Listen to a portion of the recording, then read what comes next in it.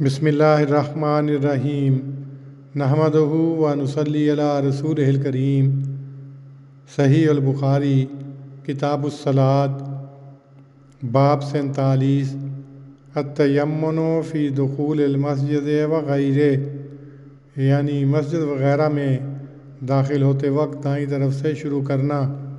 عنوان باب میں لکھا ہے، اور حضرت ابن عمر رضی اللہ عنہما اپنے دائیں پاؤں کو پہلے اندر رکھتے اور نکلتے تو اپنے بائیں پاؤں کو پہلے باہر رکھتے۔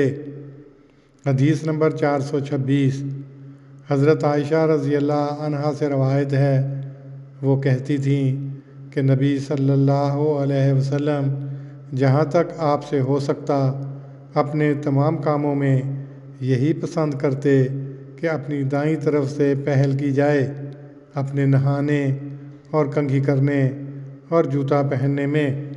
تشریح: حضرت عائشہ کی روایت مذکورہ بالا عمومیت کا رنگ رکھتی ہے، چونکہ حضرت ابن عمر کے متعلق یہ مشہور ہے کہ ہر بات میں نبی صلی اللہ علیہ وسلم کی مطابقت کا انہیں بے حد شوق تھا، اس لیے عنوان باب میں ان کے فعل سے استدلال کرتے ہوئے اس مسئلے کی تشخیص کی ہے۔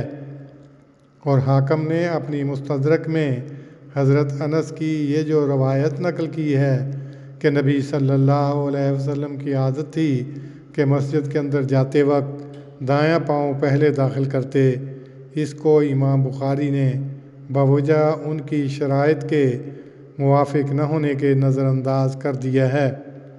اللہم صلی علی محمد وعلی آل محمد کما صلیت علی ابراہیم وعلی آل ابراہیم انک حمید مجید۔ اللہم بارک علی محمد وعلی آل محمد کما بارکت علی ابراہیم وعلی آل ابراہیم انک حمید مجید۔